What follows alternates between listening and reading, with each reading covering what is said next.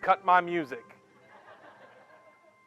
Ladies and gentlemen, walk that aisle, step in the squared circle, ride Space Mountain, mean, whoo, Gene, I'm a limousine riding, jet flying, kiss stealing, mean son of a gun.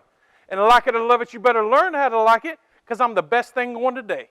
I'm the man of the hour, the tower of power, too sweet to be sour, make you scream, how, like Jerry Clower. Imitation is the best form of flattery, and everybody wants to be the nature boy. Woo! Everybody realizes how ridiculous that is. Ric Flair's never worn a mask.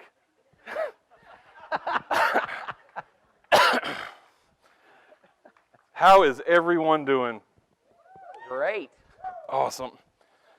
Ooh, that was like a WrestleMania moment. I was in WrestleMania 2 weeks ago. It was awesome. But I tell you, the highlight of my trip back for the orphans is this. I built the trip around this. So the title of my talk is Your Life is Not About You. And the better title would be, let me get my glasses on, It's Not Only About You. So, as you know, my wife and I run an orphanage in Indy. We have 45 boys, all boys, 20 acres of land, 30,000 square foot marble building that we inherited. How good is God? God is good. We have 500 chickens, 4 water buffaloes. There's my boys. Goats, the whole 9 yards. Your life is not about you. This is it. This is it for me. This is what I dream my whole life about, right? But your life is not just about you. The first thing I want to say, as we are launchers and dreamers here, is I'm tied in with you guys in ways you may not even realize. In India, we have an awesome life. My wife and I don't have very much accountability or fellowship. So for me, dreamers and builders and 30 days of hustle and the Launch Out Lab and this community, whether you know it or not, you guys are my fellowship. So your launch is not just your own. I've grabbed a little piece of it also. So my launch is not my own. My dream is not only my own. And one thing I want to share with you, I don't even have a timer, but I won't. I'm usually either preaching or a storytelling. So I'm not a good speaker, but I like to share stories. So I want to share a story with you today about one of our boys. Whew, let me catch my breath here. Oh, I love Ric Flair. Our story is not about our own, and this is what's great. I was telling somebody last night, I have held the craziest jobs in my life, things that don't make any sense on their own, to the point that I get made fun of. Oh, he's delivering lost luggage. He's working for a company called College Hunks Hauling Junk. He's doing this, he's doing that. None of them made sense. But what's awesome is every single day, almost every job I've ever had in my life, I get to put it to use with these kids. I quit a job in insurance a few years ago, and the way that I just wanted to decompress was I sat in my backyard for 2 months and made chicken coops. Who in the heck does that, right? I didn't really have an affinity to chickens at the time. I just wanted something to clear my mind. Fast forward to last year, I'm teaching 45 boys how to make chicken coops because we have chickens, I'm not crying for chickens. I'm crying because I'm thinking about my boys, right? So all the things that have ever happened in my life, you think it's happening for you and to you, and it is, but it's for the greater good. So one story I want to share with you is about one of our boys named Varice.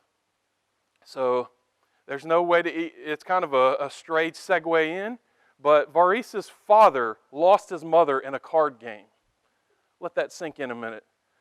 It sounds hilarious. It really does. And seems really funny. His father was a compulsive gambler. They're sitting around, this is a true story, sitting around one night, and they lost about everything. His father lost everything and said, well, I'm not going to lose again. If I lose, you can have my wife. This is India. It doesn't happen here. It happens there. We got court documents. This is how it went down. He lost that hand in the card game. His wife went home with another man.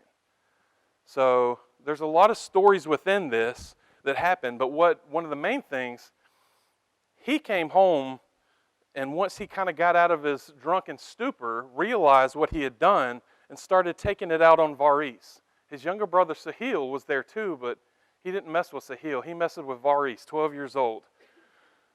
Beat him so bad, he put him into a coma for 2 months, fractured his skull.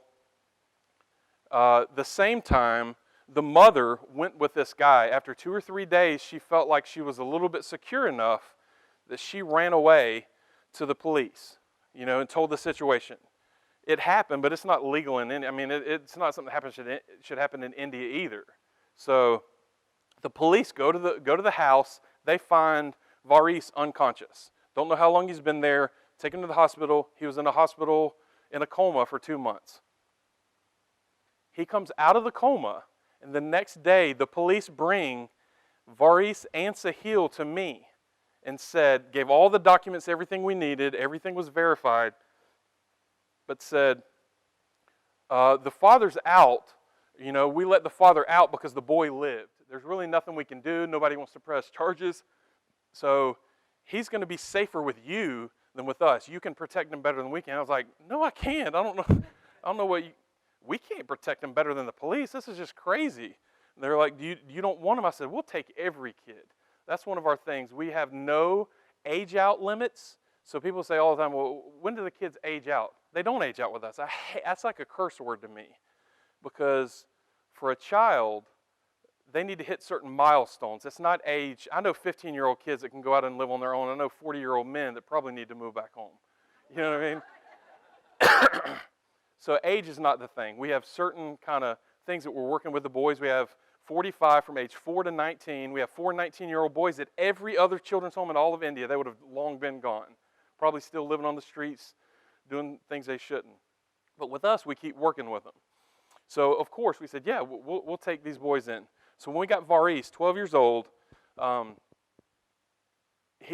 first picture we took of him, I wish there was a slide, but the picture we took him at first, there was 50 emotions in that kid's face. There was anger, there was hurt, there was confusion. Like, he just looked like he just didn't want to be there, like he wanted to cause physical harm to me, and that's kind of understandable coming from, where he's come from. And so we take a kind of an entry photo. So we take a photo of him, and it's just like the eyes, man, it's crazy. So we try to, what are we going to do with it? So we look at, I looked at his reports. He was in 6th grade. He's never made a B in his life. This is awesome. I mean, it's a good start, right? We'll take him to our school tomorrow where the rest of the boys go. We'll get him admitted, and he's good to go. We take him to school the next day, and they said, all right, well, let's just do an entry exam. Even though he's really smart, let's just do an entry exam for 6th grade. They did an entry exam. He couldn't answer any of the questions. So we're like, all right, well, let's kind of backtrack a little bit. Let's do 5th grade, and then 4th grade, and 3rd grade. Finally, we got to the point where we're like, Varice, do you even know how to spell your name? He couldn't spell his name. So here's a 12-year-old kid with everything else he's dealing with. They put him in preschool. They had nowhere else to put him. So it's kind of like Billy Madison. He's in them small little desks, And so he went for 2 days, and then they called me and said, we got a problem. Varice was a Muslim. So they said, we got a problem. I said, what is it? And you need to come down here and get him now. He was going around telling everybody, oh, yeah, they feed me pork at the orphanage. We had bacon the other night. Like, that's not something that Muslims do. So we were really fearful. So I said, all right, fine, Varice. You come. You're going to be on my side for the next month, partly out of safety and security for yourself, but partly, we're just going to do life together, right? My degree in college was child and adolescent development. I was the only male in my major, probably because I cry too much, but no. I was the only male in my major. Even then, I'm like, I feel called, for the psychology and like counseling kids, but like, I'm the only one. It didn't make any sense until you think that your hustle is not always about you. Your launch is not always about you. And it didn't hit me till over a decade later as I'm with Varice. And I'm saying when I did something, Varice did something. Like everything. If I had to run into the city, Varice was on my motorcycle with me. And all day, every day, it would take longer to do stuff, but I wanted to just really break through with this kid. And it's a great kind of compact story because after a month or two, he wasn't totally healed, but like he really started making strides. When he first got there, he didn't want anything to do with anybody. But after 2 months, when my wife and I, we wake up at 4:45 to get the boys ready for prayer. This is a.m., by the way. Prayer and to start the day.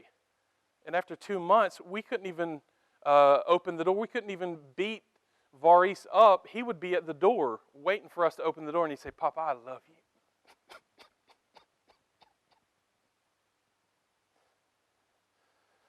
And after 2 months, we took a photo of the kid. You can't even tell it's the same person, right? Varice is just a sweet soul and just, loves everybody. But that's what happens when you have dreams that you share with others. Like my life became part of his life. Like everything that God had prepared me for, it seemed like it was just encapsulated in that kid. Like I began, I represented everything that was wrong for him. A father that beat him, a broken home, everything. But yet being allowed to share my life with him is what really kind of turned the page. And so you guys are that for me also. I really appreciate the community that we have here. And I appreciate what you guys do for me, even though you may never know it. So I challenge you to think about that also. And it is totally fine to be real pinpoint focused with our dreams as we launch it. But also remember that there are so many other people that, God's really sneaky that way. You think it's about you or something specific, and how many people are going to get blessed? How many hundreds and thousands of people are going to get... I see you, April Beth. You know what I'm talking about. You know what I mean? So think about that as we continue to launch and build and dream of how many people that God could use, God could affect just by us being willing to take that time. So I'm going to close it here. I've got one of my buddies here that's going to share music, so I'm going to let him have a little bit of my time also. Thank you guys so much for everything. I mean, you guys really are my community, and God bless you all, and let's get this thing going. Thank you. I'll just leave it.